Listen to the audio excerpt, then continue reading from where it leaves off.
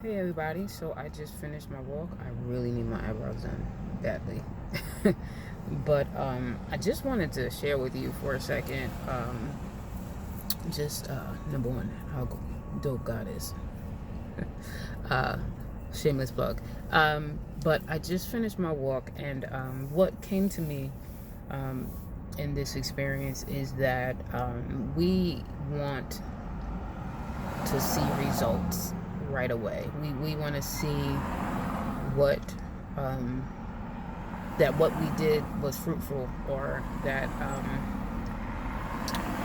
it manifested something. In addition, we put the pressure on ourselves to continue something for the sake of finishing what we started. And I think it's important for me to talk about that. For me, because I'm someone who starts a lot of stuff and I don't always finish what I start. And I've been pretty hard on myself about that for years. God, why do I lack consistency? Why am I so inconsistent? Why can't I finish what I started? And as I'm walking and as I'm praying, it came to me that He is the author and finisher of our faith. And so for me in that moment, I took that to mean that it is not our job to finish. And hear me when I say this. I'm not saying, start a cake and mix it up and don't finish the cake. I'm saying take the pressure off of yourself with feeling like you have to stick with one person until they finally get it right. And then there are people that you may be assigned to, but I also believe that the Bible is clear that one man sows, when one man plants, another man sows, but God gives the increase. And so when you think about that, you got to realize that even in that context of scripture, and if I messed it up, I'll give it to you later. But even in that context, it's saying, but God gives the increase. So even in that, we don't finish. We don't complete it. God does. And we have to trust that whatever it is that He's given us to do, for whatever time that He's given us to do it or allowed us to do it, that we have to trust the seasons that He's allowed us to be used and not feel responsible for completing something that He may not have told you to complete. Even with in thinking about He that began a great work in you, He shall complete it. He shall fulfill it. He shall perform it. He shall perfect it. The key word is that He shall, not you. He began the work. He's going to complete the work. He's going to use you in the middle to be a part of it. But you didn't start it. So when we're out here and we're ministering and we're praying, we ask God to do what He desires to do through us. But don't think so highly of yourself that you started this. You're not the author. You understand what I'm saying? You're not the finisher. You're working in the middle, what God gives you to do. And then somebody else is going to come behind you and do what they need to do. And so that also speaks too for us feeling like we need to house people and keep people and be attached to people forever. Be attached to churches forever. Be attached to ministries forever. Be attached to friendships forever. When sometimes you have to separate yourself for the next work or for the next task, because somebody has to come behind you and finish that, or do their part in that, and God will finish it. And so that really helped me today, because not saying, you just go around and just starting stuff and then, I'm speaking spiritually. Like, you got to trust that God is going to finish what He started. You got to trust that God is going to finish what He started. You are just a speck. You're just a speck. You're just a little piece in His divine and permissive will. You're just a piece, and a piece of the puzzle. And so when I think about it, I have to really come to grips with he knows best and he knows all things, and taking the pressure off of myself, that after he uses us to sow and to plant, and he gives the increase, you have to trust and pray that it will produce after his kind, not your kind, because even our righteousness is as filthy rags. So I don't want anybody to be produced after me. I want them to be reproduce after him, because we are faulty, we are fallible, but he is infallible. Nothing that I do will ever compare to how amazing God is. So when I'm praying, or when I'm touching and agreeing with people, when I'm just being in their presence, I'm asking God to overwhelm them with faith. Even our faith, if you think about it, like the man said, Lord, I believe, but help my unbelief. Why did he ask God to help his unbelief if he believed? Because even our faith is not enough. We need his faith. We need him to complete our faith. We need him to solidify us. We need him to add to where we're lacking. Like, I believe, but everything around me is distracting. Everything around me is saying other than what I believe. So help me in the areas that I'm unsure. Help me in the areas where my flesh is questioning you. Help me in the areas where life is distracting me from fully believing. So, I've been through a lot of stuff this past year. A lot of heartache, a lot of pain, a lot of disappointments. And it really boils down to this. Where I was weak in my faith, he was strong. Where I was doubtful, where I was unsure, where I was like, I'm up here, I'm ministering, I'm expediting, I'm exhorting, I'm at my grandmother's service, and I'm giving it all I got. And I didn't have much. So where I was lacking, he became the finisher of my faith. He became the more than enough. He became what stood me up, what held me up. And so you have to trust the process of believing. It's not your job to finish it. He's the finisher. He's the completer. He completes. You hear me? He is the Alpha and the Omega. He is the beginning and the end. You are working the middle. You are in the middle. You are doing your part in the process of this thing called life. You're doing your part.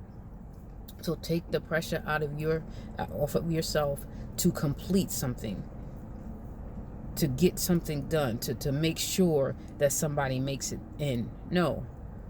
Do your part. Whatever God gave you to do your part, and take the pressure off of yourself to do more than what he asked you to do. Because when you start doing more than what you're supposed to be doing, then you get yourself tied up into some stuff. And that stuff usually looks like people are idolizing you. People are looking at you and not looking at God. People are seeking your direction and not seeking his direction. When you start doing more than what you're supposed to do, it becomes a you thing. And whether you realize it or not, it really starts to mess you up, because you start to get prideful in that everybody's coming to me. They need me. They want me. No. Take that off yourself. Don't even put yourself in that position where people are clinging to you. Let people cling to God. Give them what he gave you and keep it moving. Keep it moving. Even if that means, God, they keep calling me, give me somebody, direct me, or direct them, or direct somebody else to come and help them along the way. Whatever that means, because you don't need to be trying to finish something that's not for you to finish. So it's contrary to what people talk about, contrary to what people believe, but you know that that's what I do. I believe that God has allowed me to just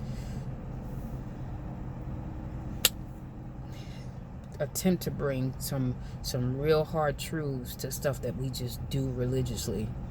It's not my job. I prayed for people. I prayed for a couple of people today.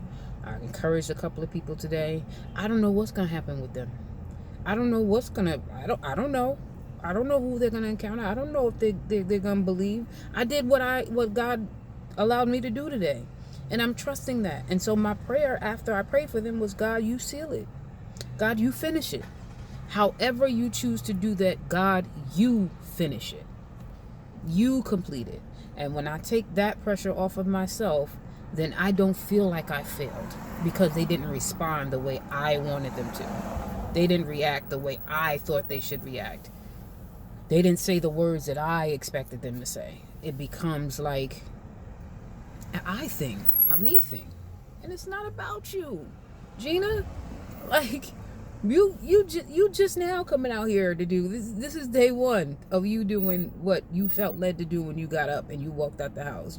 I set you up for this whole thing.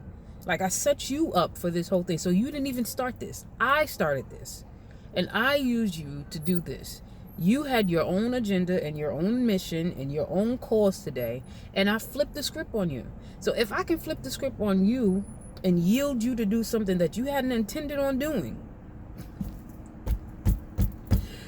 why don't you believe that I can do what I need to do for the people that I led you to pray for? Let me finish it. I encourage you today, whoever you're praying for, whoever you're asking God to help, whoever you're asking God to touch and to affect and to just, whatever relationships, whatever struggles, whatever trying times you are dealing with people, because we all got somebody that we're just like, Lord, Father, in the name of, if we can just, Lord, please just touch. You going in, you ain't stopped going in, you still going in. But let me tell you something. Trust the Lord with all your heart, and lean not to your own understanding, but in all your ways acknowledge Him.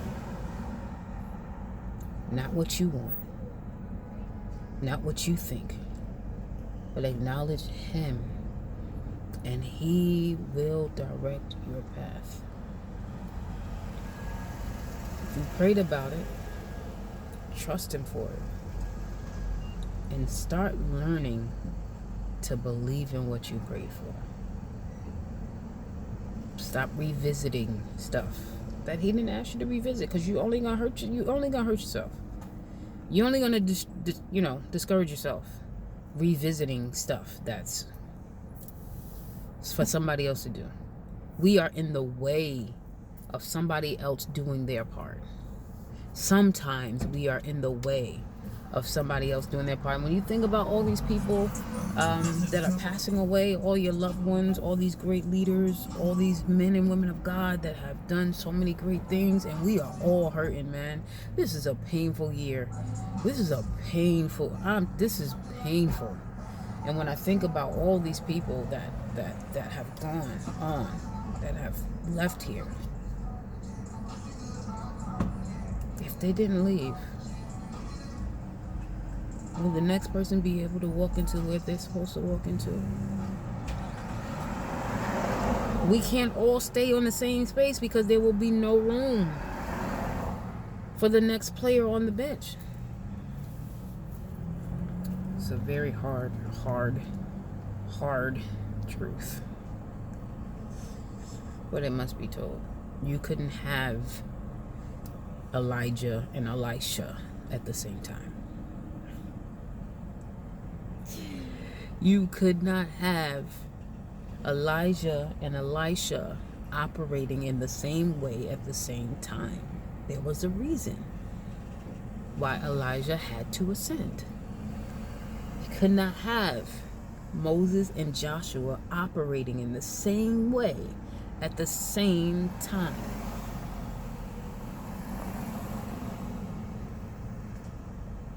And so it is with us. And so I thank God for just that moment, as I'm praying, as I'm walking, as I'm trusting, as I'm believing, as I'm just saying, God, thank you. I prayed for hope. I prayed for faith. I pray for healing. I pray that people will not lose hope, because it's so easy to lose faith in this hour. And so my prayer was, God, help us not to lose hope, not to lose faith. Help us to trust you, man. For real. Even me, this was for me too, in so many ways. So I'm thankful. I am grateful. And I need my eyebrows done. Amen.